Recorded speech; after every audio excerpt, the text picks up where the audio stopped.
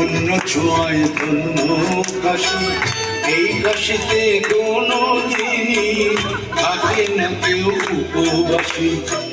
অন্নপূর্ণা বিশ্বনাথের অন্য ছোঁয়ায় ধন্য কাশি, এই কাশিতে কোনো দিনই থাকে না কেউ উপবাসী। তাই বারবার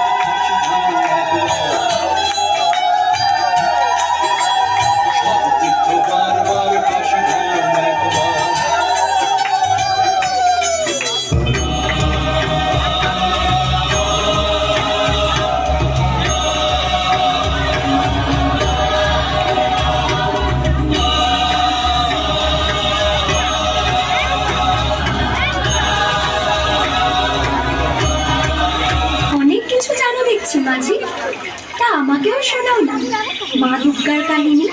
দেখি কি জানো তেনার সম্বন্ধে। তোমার মুখে তার গল্প শুনতে শুনতে বেশ সময় কাটবে, নদীও পার হয়ে যাবো। মা গো, শুধু সময় কাটবে কি বলছো গো? তেনার মহিমা কত তা জানো? মায়ের মাহাত্ম্য কথন শ্রবণে সমস্ত বাধা বিঘ্ন দুর্গতি কেটে যায়। দেবতা দানব মানব সকলের উদ্ধার হয় মায়ের কৃপা লাভ হলে।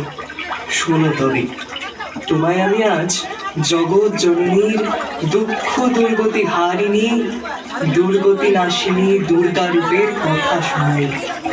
পুরাকালে এক ভয়ঙ্কর দানব ছিল, রম্ভ মহিষীর পুত্র মহিষাসুর। প্রবল পরাক্রমশালী সেই অসুর অমরত্ব লাভের আশায় ব্রহ্মার তপস্যা শুরু করল।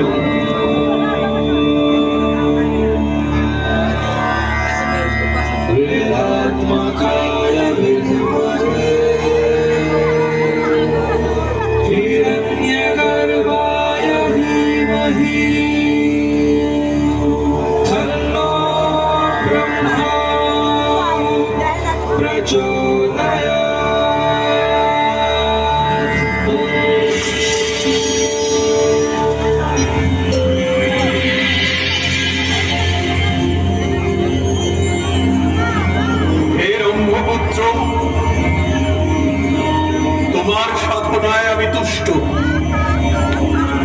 বলো, কি হেতু এই কঠিন তপ? প্রণাম ব্রহ্মদেব।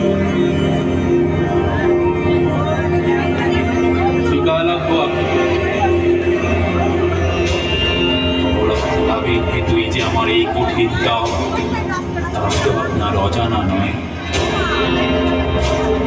আমার তপস্যায় যদি আপনি সত্যি প্রসন্ন হয়ে থাকেন, তবে তার যথাযথ ফল আমায় প্রদান করুন প্রভু।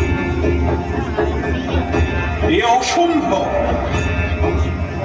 অমরত্ব দিতে আমি অক্ষম। চরাচরে যা কিছু সৃষ্টি হয়েছে সেসব কিছুর ধ্বংস একদিন না একদিন হবে, এ অনিবার্য। হে অসুররাজ, তুমি অমরত্ব ব্যতীত অন্য কিছু প্রার্থনা করো।